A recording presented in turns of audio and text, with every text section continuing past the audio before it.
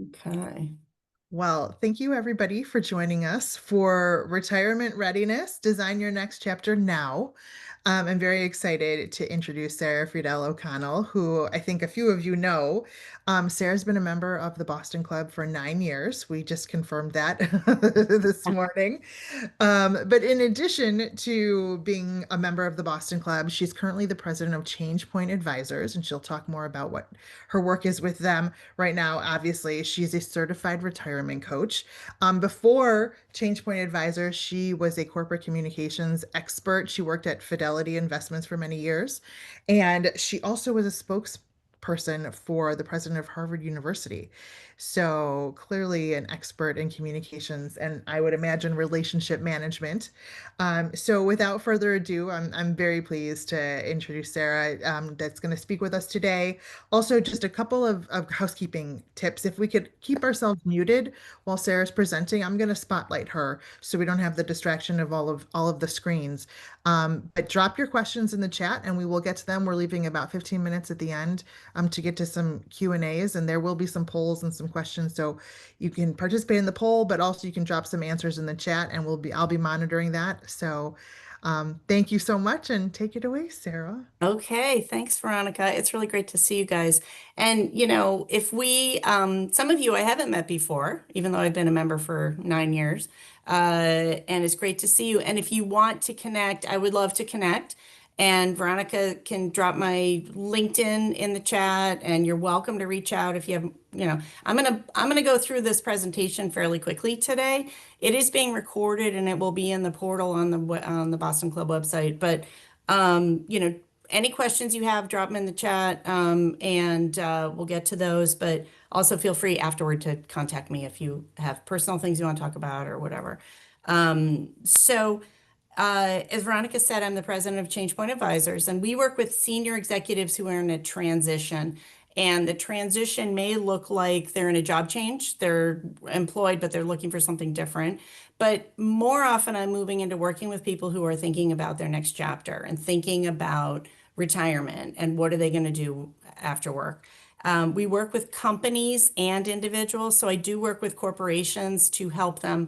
Often we'll come in when they're doing succession planning to kind of help ease the senior executives with a plan. And I'm talking about a life plan, not a financial plan, because they already get some sort of financial planning typically.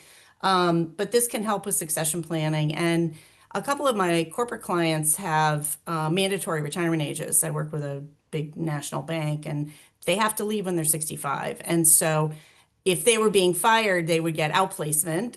But of course, they're not. They're a valued employee who's exiting. So rather than outplacement, they provide our services, coaching services for retirement coaching. But it's a major life shift. So work with companies and we also work with individuals. So if any of you are interested or know anybody who's in this phase and wants to talk to a coach, I'm happy to have a conversation anytime. So we work with individuals.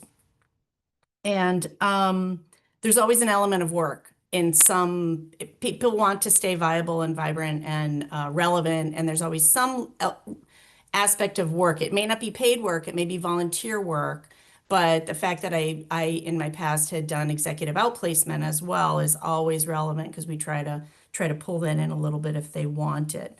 So anyway, I'm going to share my screen. I'm going to dive in today. Our topic is retirement readiness, designing your next chapter. And can you guys, let's see if you can all see this. Hopefully it will pop in a second. Come on. Is this happening? Can you see these slides? Yes, now we can. Okay, We're at the beginning. perfect. Okay, so today we're talking about designing your next chapter and how do you do that? Well, when you think about retirement, where do you go to get information well, we go to Google, right? And when you go to Google and you Google retirement planning, what you typically get is information about financial planning. That's what comes up, right? What retirement calculators, how much do you need to save? What's your time horizon? And all those things are really, really critical. You need to understand your financial picture. So that's one piece that typically pops up in Google. Another set of information that comes up is typically about benefits, Medicare, Social Security, maybe life insurance, things like that. But what you don't normally get is how are you going to live your life all day as a retiree? What are you going to do? How are you going to spend your time, right? So if you think about this, I think about this sort of as a three-legged stool, and you really need all of these aspects in your planning because if you don't, this is where people run into trouble if they don't have a plan, a life plan. So what am I going to talk about today? Well, we're going to talk about, I'm going to give you some information currently where we are today and in our world with retirement, some facts and some statistics. I'm going to talk to you about why begin now and give you a framework for how to step back and start to think holistically about your life. I'm going to give you 3 action steps you can take right now, and then we'll take some questions as we've talked about.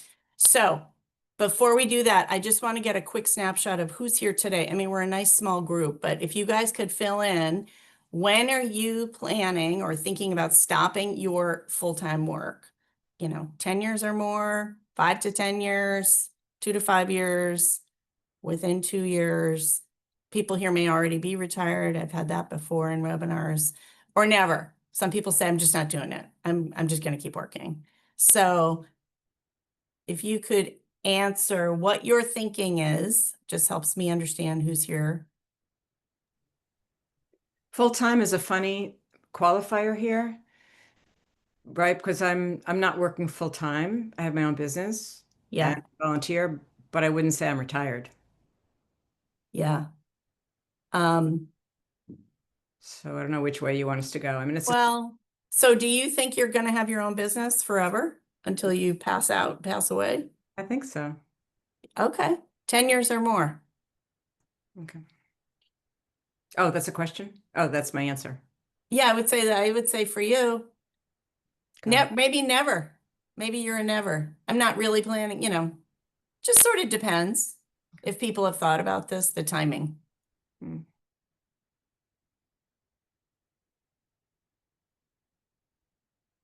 Zero answered. Come on, you guys, just pop it in there. I don't care. There's no Oh, judgment here. 10 of 12. I'm going to end the poll now and we'll see the Great. results. Awesome. Well, you and I might be the 10 and 12. Okay. 2 to 5 years. Okay, this is just helpful to understand, right? Again, no right or wrong here. Just want to so you guys are all in the zone. There it's not too early to start thinking about this. That's really the point of this poll. So, okay, good. All right, what is retirement today? Well, when you think about retirement, I don't really love that word. It sounds sort of depressing to me. So I thought, well, let's look at how do we define retirement today? I mean, it's 2025. Okay, so I went to the dictionary, Cambridge English Dictionary. Thank you. Stopping work and stepping away because you're old, withdrawal, right? That's depressing. Nobody wants that. So I thought, well, it's got to be a better way to talk about this. I'm going to just look at what are some synonyms. How else can we maybe talk about this? Okay. Went to the thesaurus. Here's what comes up, literally. This is real. I revulsion, right? So no wonder we don't want to retire. It's something that nobody wants to do. It's a terrible connotation, and it's linked to people being old, not vibrant, right? So what's going on today? Well, we're an aging population. This chart is a little bit difficult to see, but if you look around 1950, about 8% of the population was over age 65, right? Today, we're pushing 20% over here. And just to give you a little bit of background, there wasn't always the notion of retirement. Retirement was not a thing prior to the 1930s. So you just worked. You worked on a factory, you worked on your farm, in a factory, in a coal mine. You worked until you did not work any longer. And then you depended on, hopefully, your family, or you literally went to the poorhouse, that was a thing. And so after the stock market crash of 1929, President Roosevelt and his administration developed the concept of Social Security. So that was developed in the 1930s. And the age that they chose for people to begin getting retirement or Social Security benefits was age 65. So that was chosen back in time in the 1930s. Okay. At that time, if you lived through childhood and you survived to adulthood, your life expectancy was age 67. Okay, so you're going to get 2 good years there of live it up in your retirement years. So that's how that came about. Well, of course, today we're living much longer, right? So, and there's a massive demographic shift happening where approximately in the US, approximately 10,000 people a day are turning 65 with the baby boomer generation. And some are stopping work and retiring, some are not. But there are a lot of people who are in this category. And we're all going to live a lot longer thanks to modern medicine. They're going to keep us alive. You can be kept alive for a long time. And life expectancy, I just looked this up.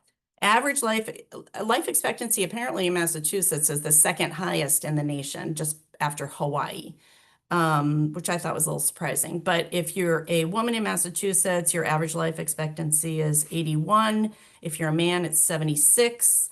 So you're going to live a while. You're going to live a long time. So you might live a quarter or a third of your life in retirement or as a retired person. And so the key is not just how long are you going to live, but what is the quality of your life going to be, right? And physicians and others are starting to talk about health span, not just lifespan. What's your health going to be? So that's an important concept to be thinking about. And so stepping away from full-time work is a big change. So why start now? If you're 2 to 5 years away or 5 to 10 or 10 years away, why now? Okay. Well, this is a major life transition, and some research shows that retirement falls into one of the top 10 stressors, along with death of a loved one, divorce, and imprisonment. It's up there with going to prison on a stress level, it's a thing. It's a big transition.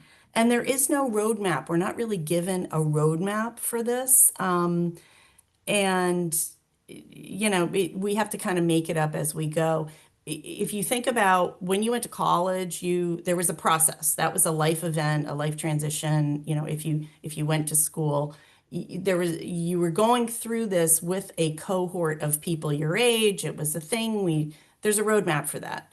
Well, when you exit your full-time work or stop that, you're not doing it with a big group. You're doing it by yourself. Maybe you have some friends or a life partner or spouse doing it at the same time, but not always. And you have to kind of figure it out.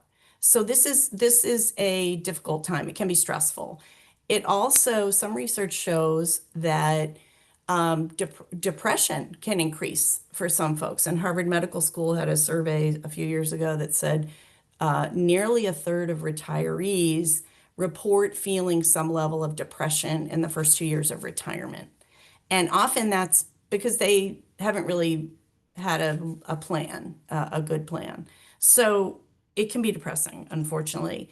And divorce is increasing in the over 50 age group. It's kind of an interesting, apparently, and they're calling the gray divorce. That's the phrase that was coined, really phenomenon. So apparently, in the United States, divorce rates are actually falling. In the over 50 crowd, that increasing. So when I work with clients, I always have them, if they have a spouse or a life partner, get that person involved for at least one meeting, because your retirement is going to impact your life partner majorly. And so it's something that we try to get both of them in to kind of make sure that at the very least to have their expectations and vision kind of synchronized. And just lastly on this, people who are leaders in an organization or run their own business owners have a very difficult time with this in particular.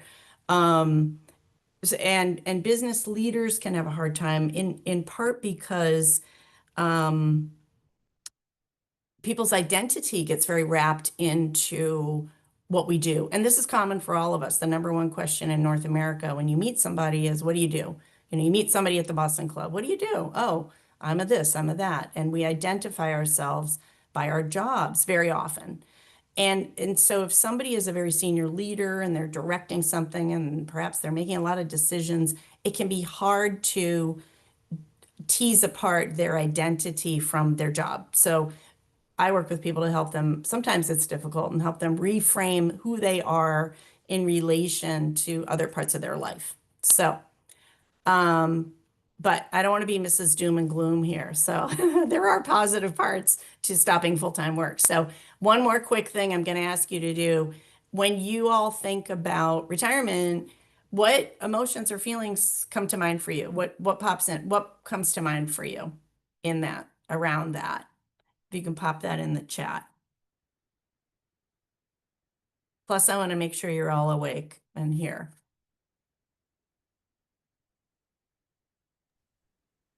Relief and excitement has popped up. Terrifying. Mm, Being bored. I can't wait. Joy. Excited. Unknown but exciting. It's great. awesome. Yeah, there's Flexibility and creativity. yes. Yes, people feel a variety of things. Totally understandable, totally normal. And the piece about uncertainty is really an important piece because our brains, as humans, we don't like uncertainty. And but you also want to be flexible and you want to be creative and you want to let things evolve. So it can feel a little bit stressful, but it's also exciting and fun and, you know, an exciting opportunity, right? So I just want to take a minute and talk about how experts define well-being. So well-being is in order to have well-being, researchers say you need these five things. So one is physical health, which totally makes perfect sense. Um, Being engaged mentally, continuing to learn, very important. Having healthy relationships and being connected to a larger community. These two are sort of connected in my mind. And if you haven't seen there's a really good TED Talk by Robert Waldinger. It's called how to live, what brings a good life, or how to live a happy life. Robert Waldinger is he is a researcher at Harvard University. He was a psychiatrist. He runs there's the longest running study about human happiness being done at Harvard. It's been around for years, and 100 years, I believe.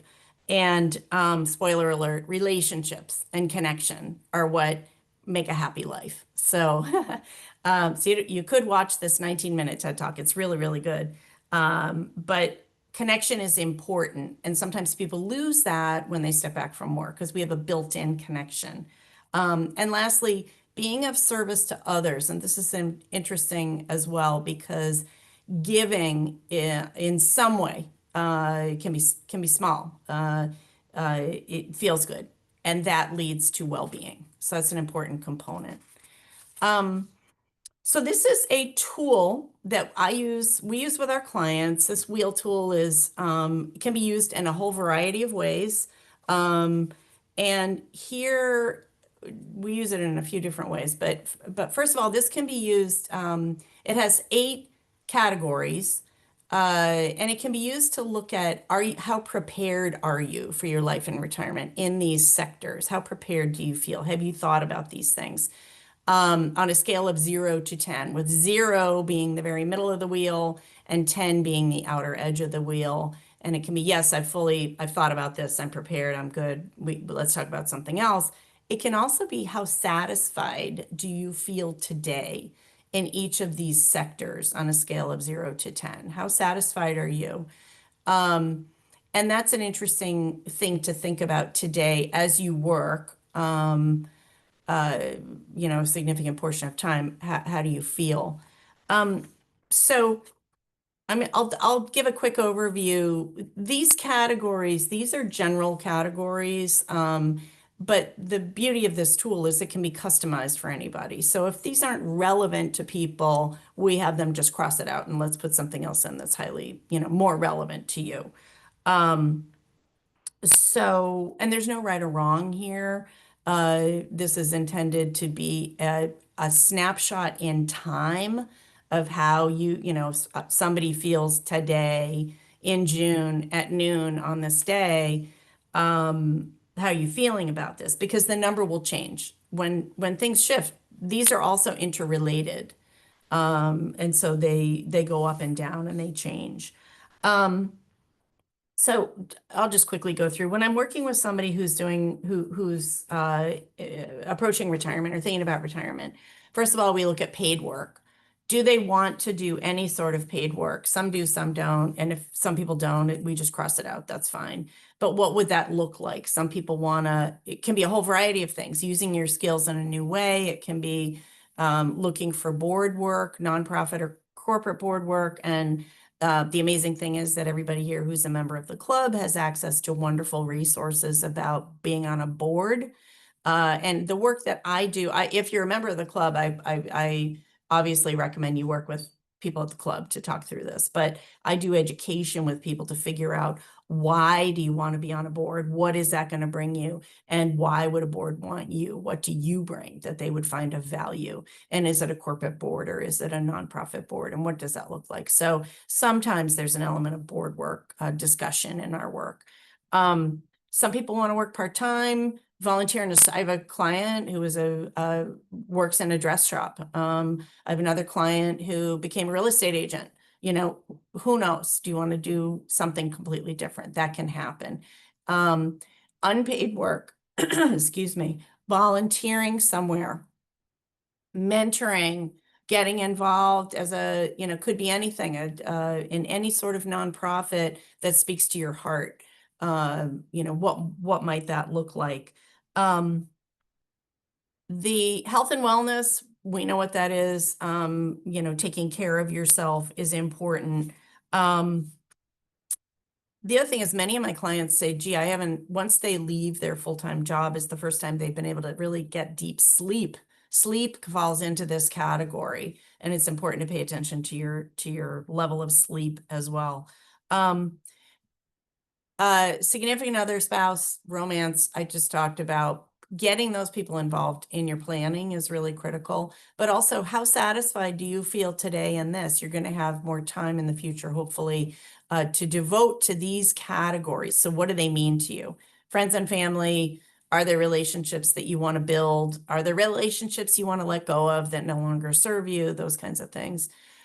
This recreation and travel, this is as I said at the beginning of our meeting here, this is what people say. When you ask people, what do you want to do when you retire? They want to travel.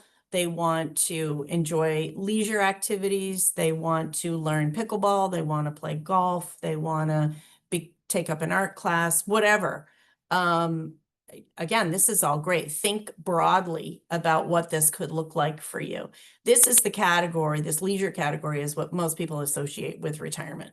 But personal growth is really critical. Staying vibrant, mentally healthy. Perhaps it's taking a class, learning a language. Maybe for some it's spirituality, getting involved in your temple or church or mosque or whatever it may be.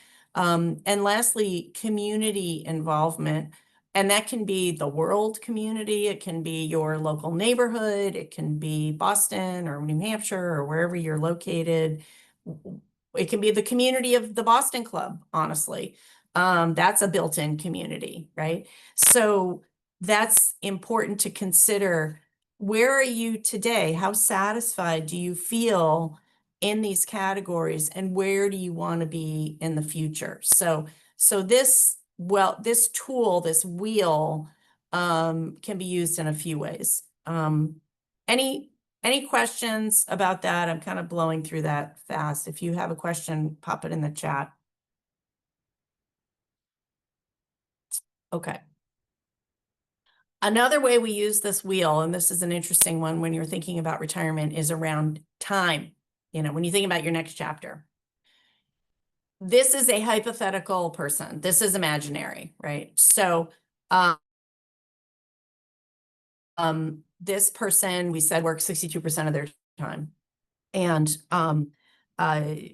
everything else, maybe there's some unpaid, volunteering, they focus on their spouse, maybe they work out daily, but that's it, or whatever it may be. This is an imaginary person.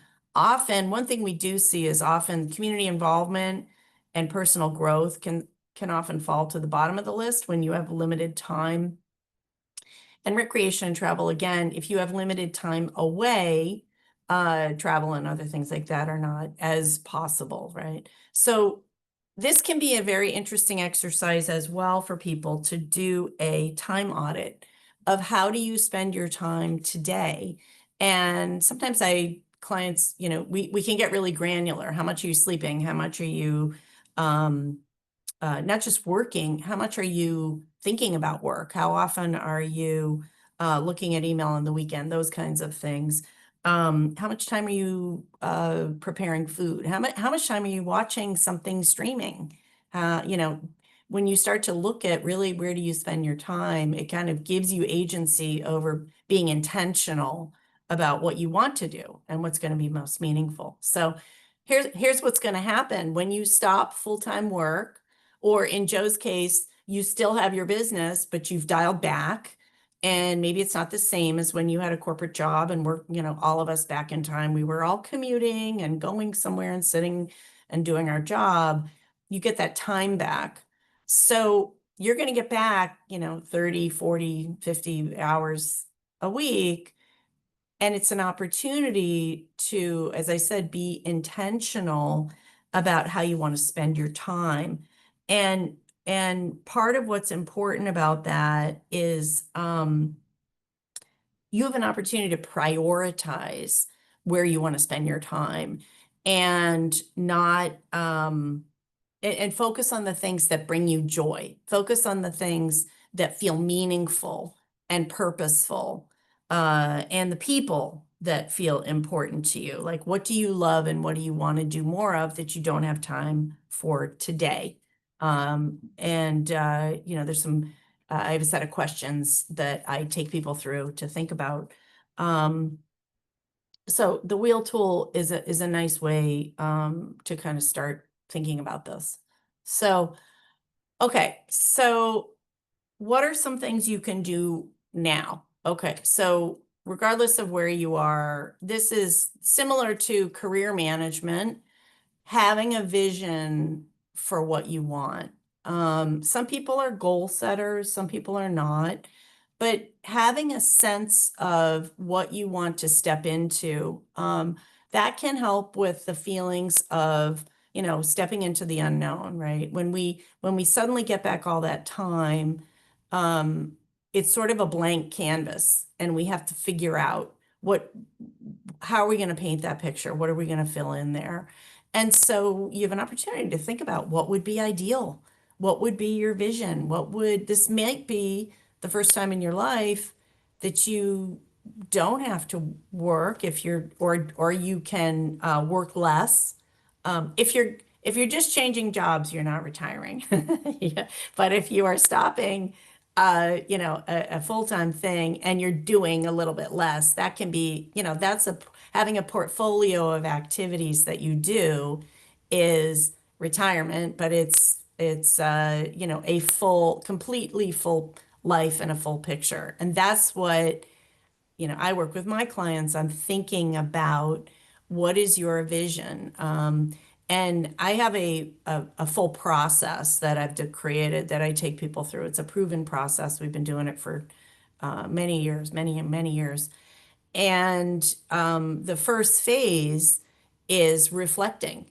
It's reflecting on where have you been, what have you accomplished, what have been highs and lows in your life, and what do you want? What do you want next?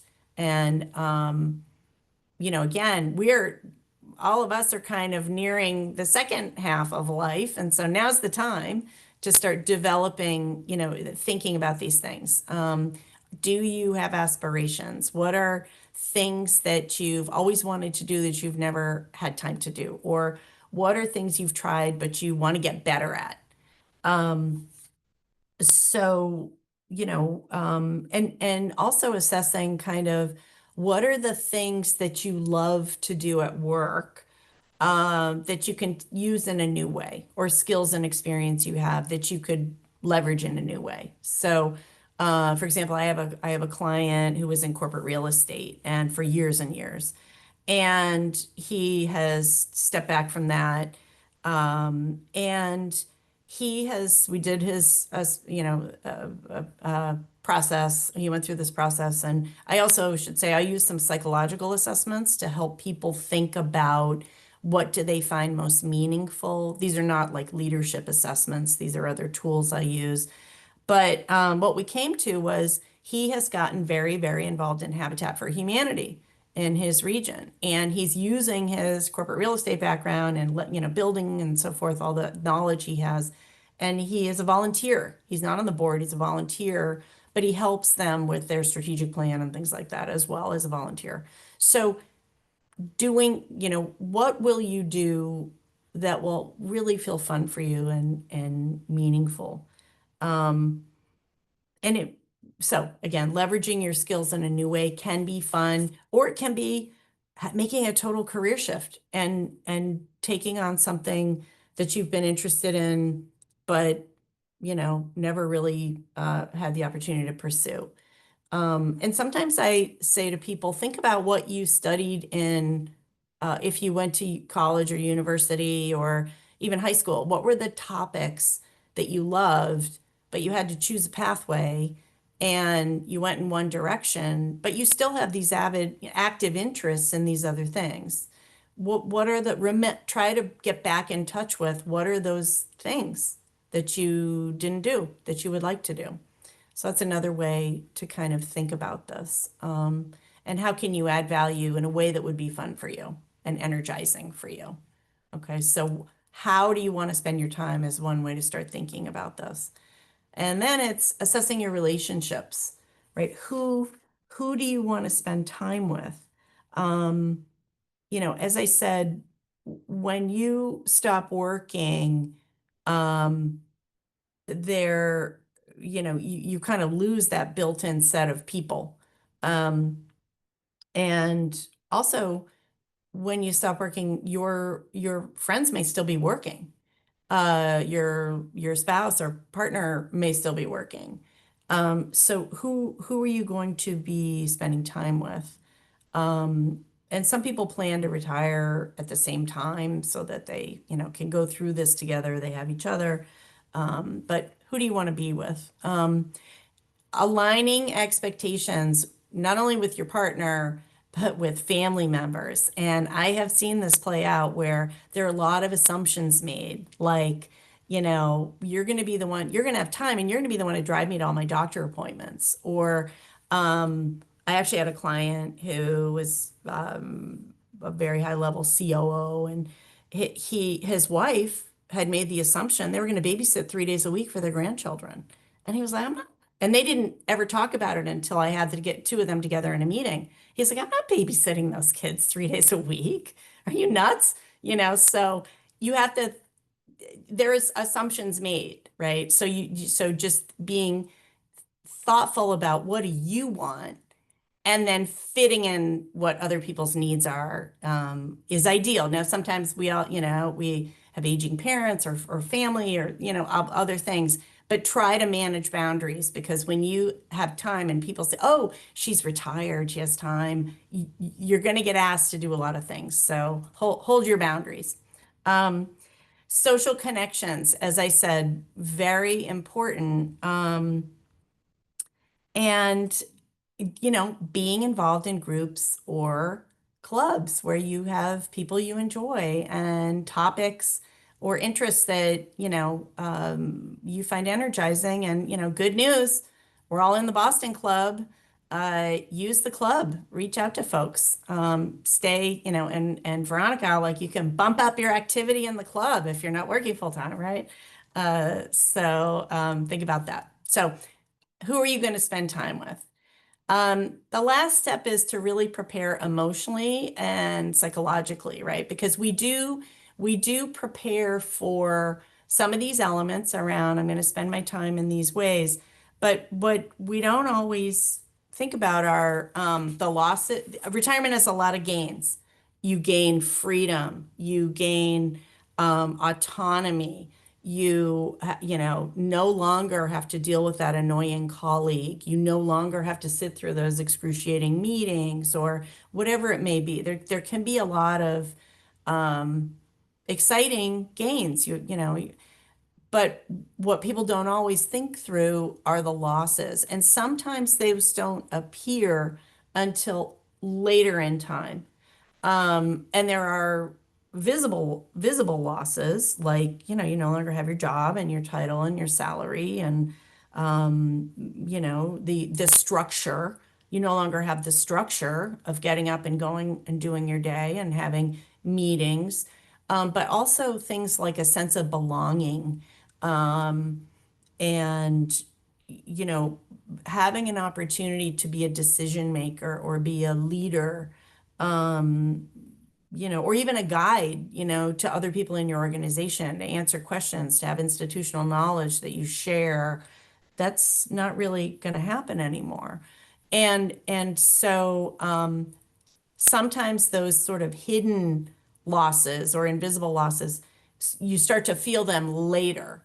And so, you know, the good news here is I'm calling it to your attention. There's going to be ups and there's going to be downs and there's going to be some losses. And there are plenty of ways to prepare for that. Just thinking about it and even just knowing, hey, I might feel this way is going to help. Having some sort of a plan or at least some sort of a framework, which you all have after today, you will have, is puts you ahead. And there's so thinking about how can you contribute. I've sort of said this already, but um, where what do you find really fulfilling? And there's a book. I don't know if any of you have heard of or read called Designing Your Life, and it's Bill Burnett and Dave Evans. And there's a very good TED Talk called Designing Your Life, and they talk about how to design what you want. And that they wrote that book because they're one's at Stanford and one's at Berkeley, UC Berkeley. And they're design thinkers. They designed products from Apple and Microsoft and things like that. But what they found was that undergrads kept coming to them and saying, I don't know what to major in. It's going to mean the rest of my life. If I pick the wrong major, you know, it's going to be a disaster. And they were like, look, you have multiple choices. Just pick what you like. And they teach a class called Designing Your Life. And it's about testing things out. It's about design thinking, you know, try and fail and move on. And so there's a process of exploration that happens or can happen when people stop working full time and they can design kind of what they want. So it's an opportunity. So that's an interesting resource. Part of one of the exercises is just, you know, what brings you the most energy? When do you find yourself in flow? When do you lose track of time? And taking note of that. And they have a little energizing meter, what energizes you, things like that. So what do you find purposeful? And the identity piece, who will you become? You know, uh, how are you going to identify yourself, right? Because what happens is people leave their full-time work and they go to, you know, the Boston Club or they go to a party or whatever. Oh, what do you do? And they say, well, I used to be XYZ. You know, and I experienced this. I used to be a spokeswoman. I used to be in corporate affairs at Fidelity Investments. I used to do plastics recycling PR. You know, like I've had these variety of careers. I used to do this, but if you're not in exactly your next thing and you're in this in between phase, it can be hard to talk about how do you even identify yourself? And that's interesting because that's some of the work that I do with my clients is, well, you know, I'm highly involved in a women's organization and I participate there and I mentor or I'm a traveler. I'm a traveler and I'm a mentor and or I work part-time as a coach or whatever. But or it may be, I'm an explorer and I'm participating in meeting new people. That's what I do. I don't know. People make up things, but you have an opportunity here to think about who do you want to become going forward in this new phase, right? Um, so, okay, so this is the program. I just want to show you this because it's pretty robust. This is the flow chart of the program that I take my clients through, right? So we start with the vision, we start with, what do you want? What's important? And as I said, I use some assessment tools just to get people some data to verify what you think you know about yourself. I use one about where you gain emotional satisfaction, which can be very helpful. And then we get into the plan. How are you going to spend your time? What activities do you want to explore? And this is some of the stuff that you all can do now. If you start to identify, oh, I really get jazzed up when I'm teaching somebody how to play tennis. Okay, I haven't had time for that. Okay, well, maybe you can start to explore something now. Or there's a mission that's close to my heart. There's a nonprofit, or there's a political situation, or there's something that I feel like I want to get more involved with. I haven't had time. You can begin to explore testing that out, or even what are the nonprofits in your area that you might want to get involved with, or where's your local food pantry if it's a 1 day a year volunteer thing. I mean, I'm tossing all this out, I'm making this up, but this is the kind of thing that we step through with our clients to figure out how do you want to spend your time? And then we start to kind of put the plan together and test it out. It's not going to be perfect. It's like going into a new job. It's never exactly perfect. You have to kind of feel your way. But these are the phases we take clients through.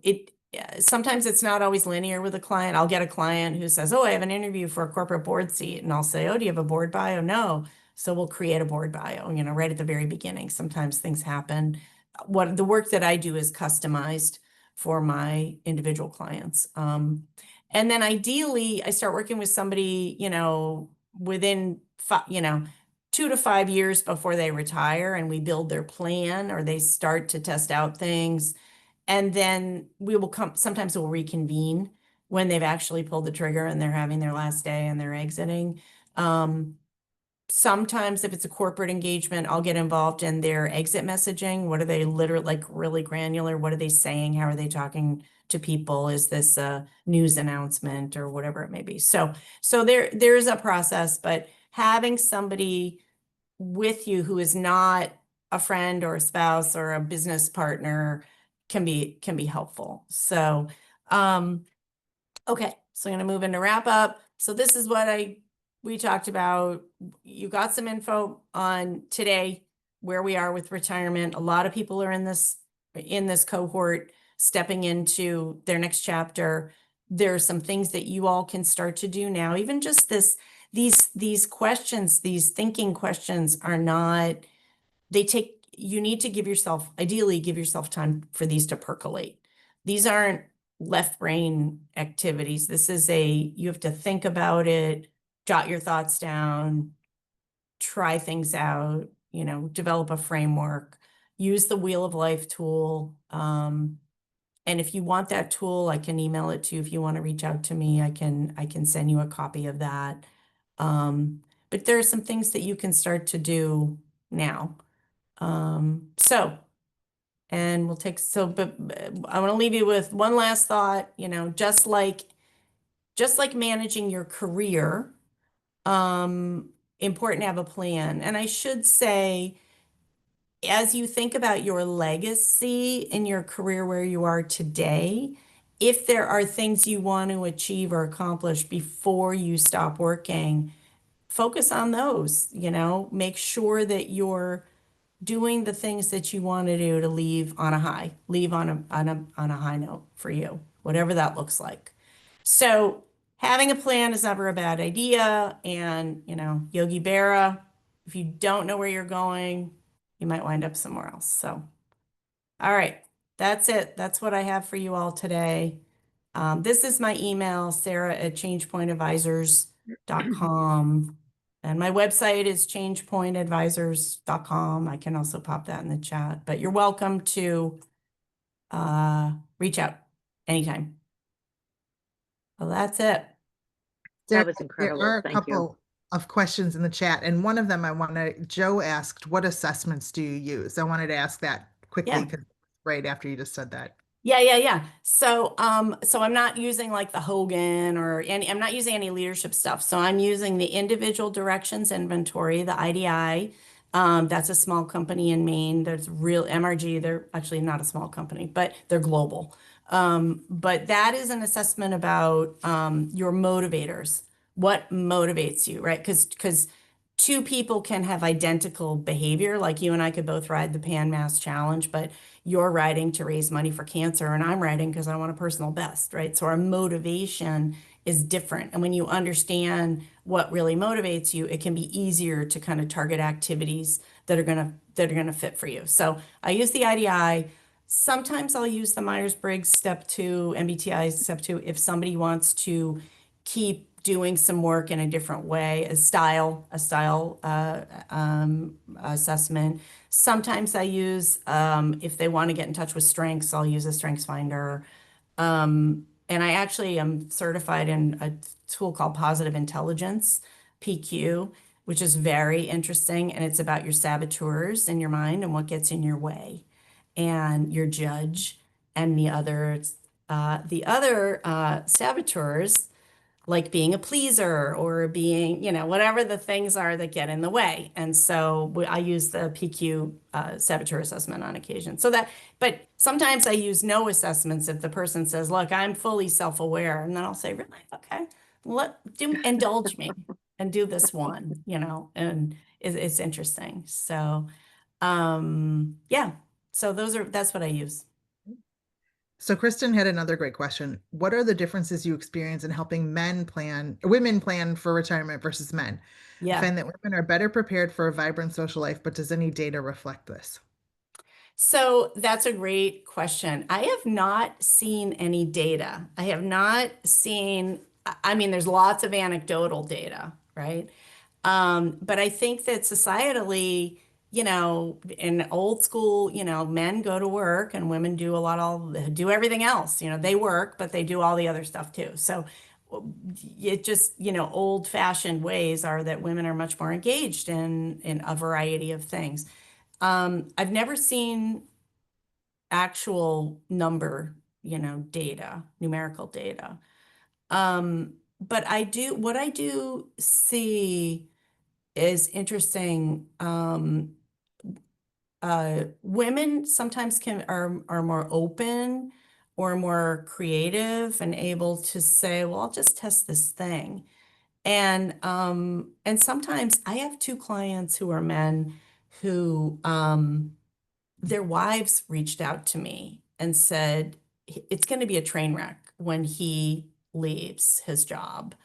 And and so, I have a guy who in Richmond, Virginia, and he's the president of a massive corporation, and he's tired. A lot of times, well, the other thing I see is that men don't want to work so hard, or their family doesn't want them, and they don't need to financially, but they don't know how to make that step of dialing back or stopping. And so they need a little push from somebody else around them to say, I think it's time for you to let's travel, before we're too old. Let's do these things. And they need a push. So I have seen that. You guys can Any other questions? come off mute if you want to just chat or any other questions. I Okay. have one for you. Yeah. What if there is like an imbalance of timing with like your partner when it comes to retirement? So my husband's 10 years older than me. He's Hmm. thinking about retiring already. What do you suggest? I know open communication clearly, but Hmm. with Hmm. that sort of timing imbalance. So my husband also retired and sold a business and retired. And number one, he's not coachable at all. So if I knew any other retirement coaches, I would grab one and say help him because he was driving, But I said, we have to have something for you to be doing. You can't, because he wanted to hang around and get involved in my business. And I was like, yeah, no, that's not good. Um, so what I would say is anticipate the change that's going to happen, and as you are, and think about the time. How are you? You are not going to be available for him to go do stuff at the drop of a hat. You have a job. And so how is he going to be filling his time? And are there things that you want him to pick to take off your plate that he could start to do for you? Maybe there's a division of labor that you have in your home that he can start to, I'm forcing my husband to learn how to cook. He does, and it's not great. He's not a great cook, but he is starting to do it, and it's great. Sometimes he'll make a meal, but so anticipating what's going to happen, and trying to help him think through some ways that it will be enjoyable for him to fill his time. Um, and I know you have kids. Can he take on more of the stuff with the kid, or do you want him? You may not want him to, but if there are things that he can help you with, trying to plan that. But it is interesting, people that don't have a plan for that. I have had clients who have said, my spouse retired and we didn't really have a plan and they were just bothering me. They're just bugging me. So you're around, and there needs to be other people. There needs to be other buffers. So, and we can talk more offline anytime, if that would be helpful. But it's important to think about, yeah. So, I'll put in the chat, this is my website. The other thing is you're welcome to, you know, if you know anybody who, you think would benefit, I'd be glad to have, I always have a quick, introductory call with anybody if that's helpful, if you have friends or family or others. So. This was great, Sarah. Quick question. In addition to the book that you recommended, Designing Your Life, are there any other books or things that we should check out? Yeah, so there's a really good book by Arthur C. Brooks. He is now at the Harvard Business School. He was head of the American Enterprise Institute many years ago. He was the CEO, and it's a very interesting book. It's called From Strength to Strength, and it's specifically about when you stop working. Okay. And how it's about happiness. He teaches a class at Harvard on happiness. And the 4 elements that he's found through his research, and this has been upheld by many other researchers, the 4 elements to a happy life are not fortune, fame, money, they're not those things. They are family, friends, faith, and being of service. And family and friends, however you define that, right? I mean, not everybody has a family connection. Maybe you've made your family, whatever. But family and friends, faith, it doesn't have to be religion. It's just a belief system, having a belief system in something, whatever that looks like. And being of service. And being of service is also in the concept of well-being. It's a critical piece. And that has been shown over and over again to help people feel happier and relevant. And I have a client who was a CEO, and he is an avid sailor. And, Ed, what are you going to do? Well, I'm going to sail. I'm going to spend my time sailing. Okay, you live in Massachusetts. You're only going to be able to sail like 3 months a year, right? Unless they did try to go to the Caribbean or whatever, but that got old. His wife was like, get me off this boat, I'm done. And so his wife was a volunteer teaching English as she had been a teacher, and she was teaching English as a second language to folks where they live in Massachusetts. And he went one day to see what it was. And he got connected to a guy. He's teaching a guy from Cambodia. He's teaching him English. And this CEO said, this is the most rewarding work I've ever done in my life, is helping this man. And I was like, oh, I mean, I could never have predicted that that would be the thing. And so being open to possibilities and open to trying new things is really good. But From Strength to Strength is a good book. Designing Your Life is a good book. If I think of any others, Maureen, I'll let you know. Those are two off the top of my head that I usually have my clients read. So yeah. Well, thanks, you guys. This was fun. Thank you. Thank you So all. great. Always Thank you. helpful. Okay, I'll see you at the next event. Okay, take care. Bye, Take care, everybody. Okay, everyone. thanks. See ya.